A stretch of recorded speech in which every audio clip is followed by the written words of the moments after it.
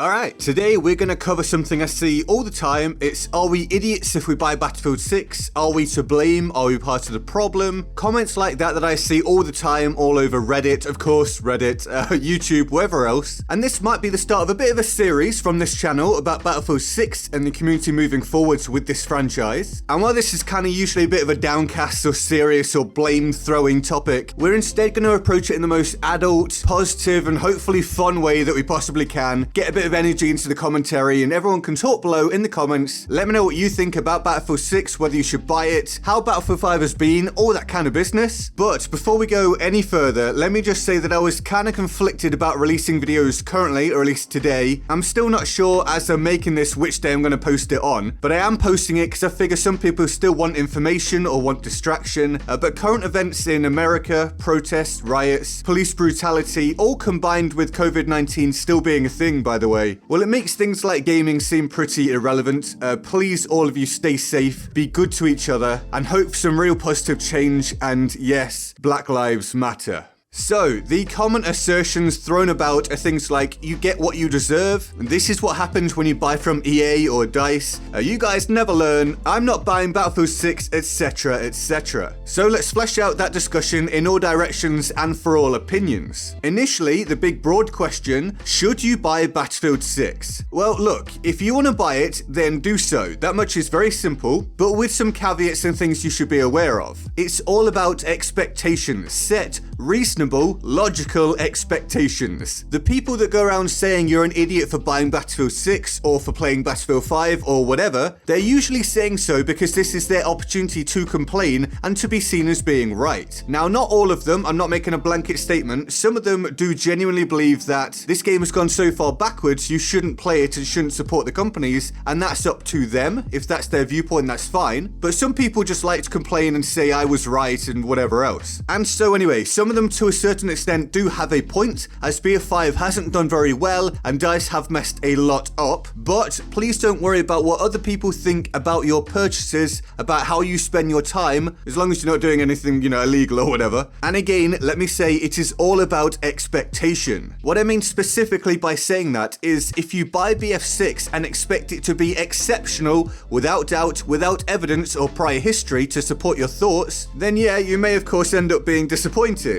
And it makes it look worse if you're enraged because it's really, really bad and you thought it was going to be really, really good. There's a difference between being angry because they screwed something up or being angry because they screwed something up, having done it before, and you just made the assumption that they wouldn't do it again. Now, Star Wars Battlefront 2 support ended while BF5 content support is coming to an end, so it looks like logically a much larger team can work on BF6, which is hopefully a good sign. Hopefully that bodes well, with plenty of time to work on the game. I would like them to release Battlefield 6 in a much better state than they generally release Battlefield games. Often it's a case of it comes out, it's not good enough, and then they try to improve it. That trend or pattern needs to go away. And hopefully lessons have been learned from the BF5 debacle. I do still worry if certain management positions aren't altered though, as that has been the overall downfall of BF5, I absolutely promise you. Going around blaming individual devs for things that you see on Twitter is not going to get you very far. Most of them are not to blame and they're doing their very best. As ever in most businesses, if management is a problem, the ripple effect can be absolutely massive. So while there are some good signs for BF6, there are still some concerns. So I'm not going to tell you here that everything's going to be absolutely great and fine because I don't know that. That would be irresponsible. I simply hope it's going to be much better. And so if you go into BF6 simply hoping it'll be good, then you can't and shouldn't be blamed for that. You know that there might be issues, but simply hoping for the best because you enjoy the game is perfectly fine. It is up to you what you spend your money on. It is possible to separate supporting a company and buying a product that you want to be good because you have enjoyed it previously. Making complete blanket statements don't help anyone. It's like when, say, a TV series is going downhill and you just hope the next season is better. Or maybe a restaurant you really like, something goes wrong with it and for a while it's not very good, and so you stop going there, but you come back at another date hoping it's better again. It would be weird if you sat down for that meal, it turned out to not be very good, and the people outside screaming, "That's what you get for going in there." Is that not just very, very odd?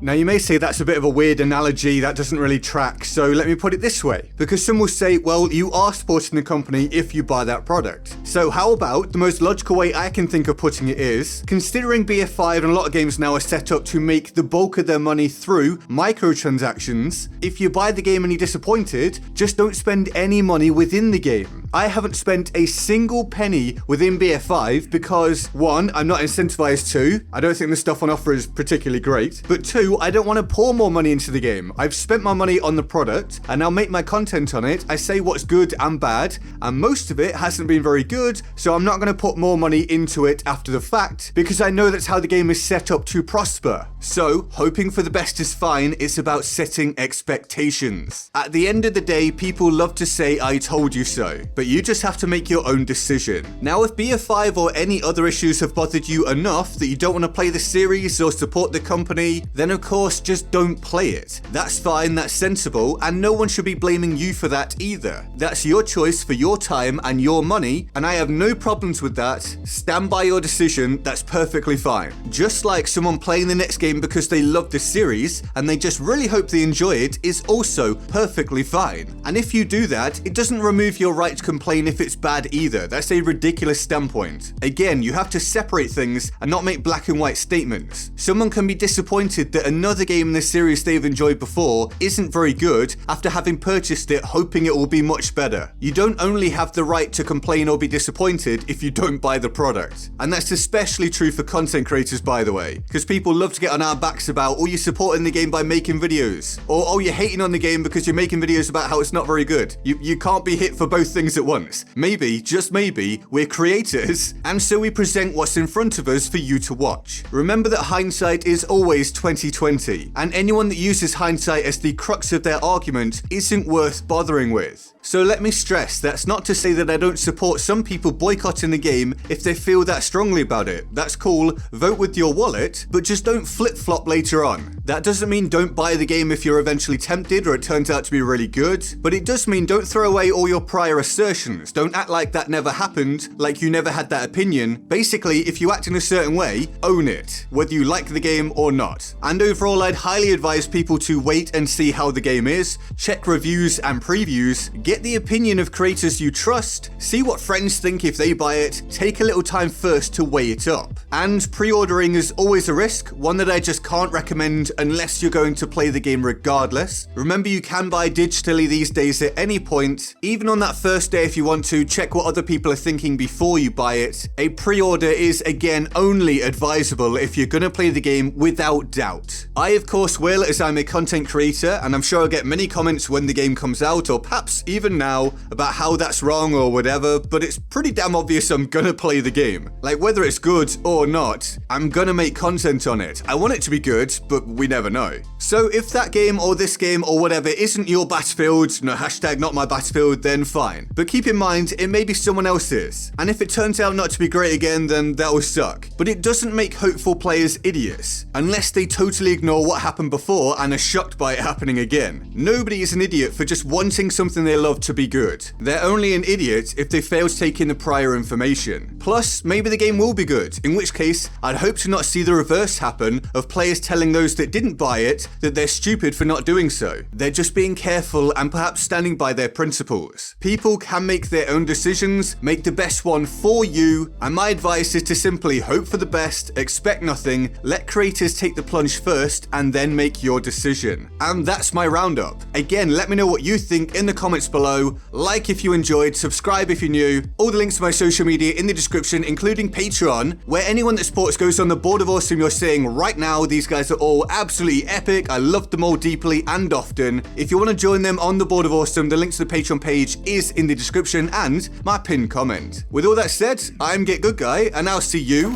next time. Laters.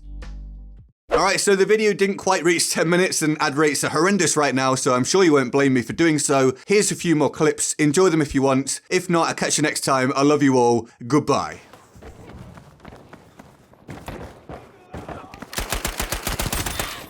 Defend the bloody objective.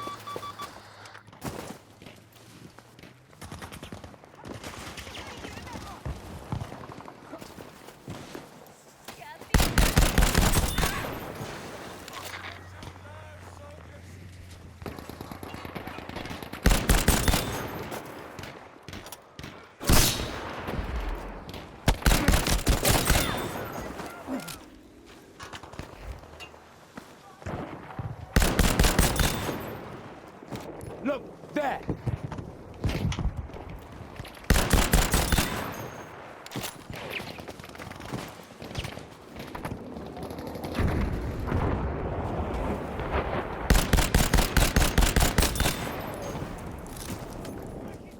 Content has been delayed, cancelled, poorly implemented, all that kind of stuff, but for a discount game, there's plenty enough here. Guns, lots of them now, and there's about to be more in the final update.